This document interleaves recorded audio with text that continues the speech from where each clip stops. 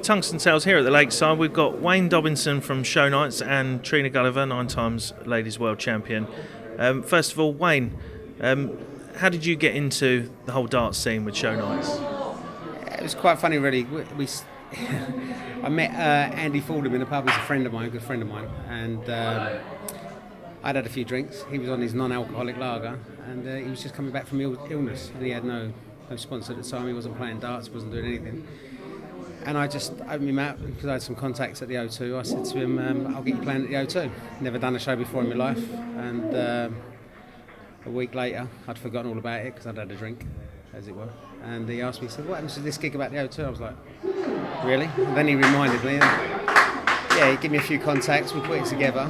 The show sold out in the first one within 3 months.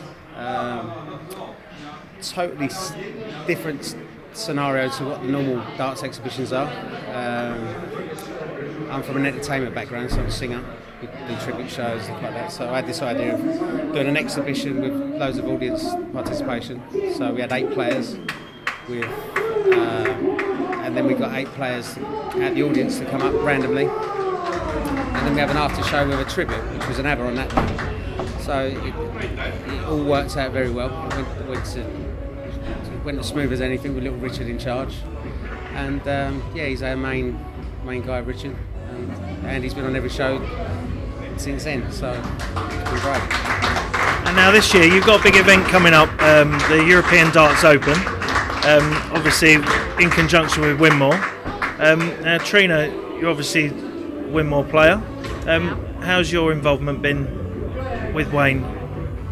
Well, my experience with Wayne, obviously Show Nights sponsor me as well. Winmore have been brilliant, so I think it's going to be a good combination, and the players are going to be very pleased with these events that are coming up. So it's going to be great. Now, what makes your events unique, Wayne? 'Cause obviously there's a lot of companies out there who do these events. What do you like to do differently to others to make yours stand out? I like to give value for money for a start, so we try and get as many players there as we can. For instance, on the first one, we had 8 actually playing, and Trina turned up on the night with a guest with Merlin King, there was Steve Beat, and there was a few others as well on the very first one. But we always try and stick with the 8 players. We try and get, as I said, 8. Sometimes we have the highest 9 darter from the audience.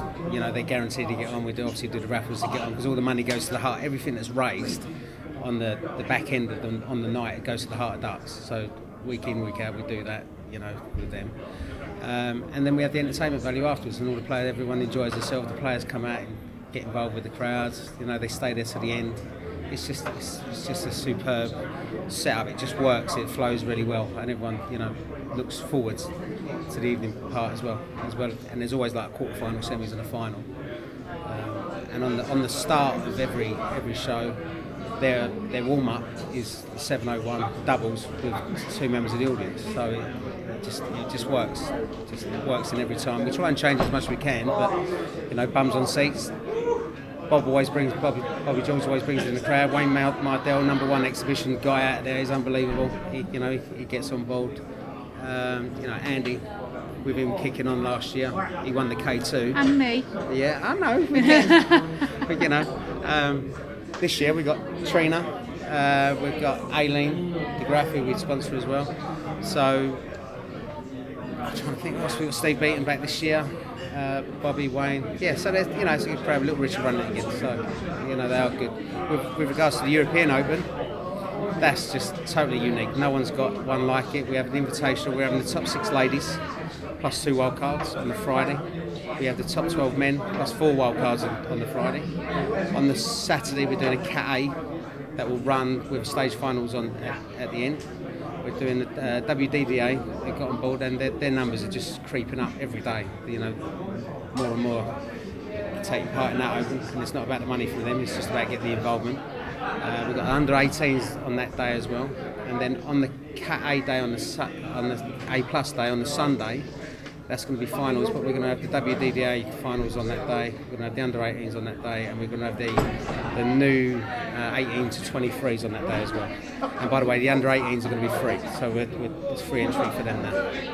Excellent. Well, if you'd like to just give us a little plug with your website, Twitter details, and then we'll get that out there for you on Tungsten Tales. Lovely.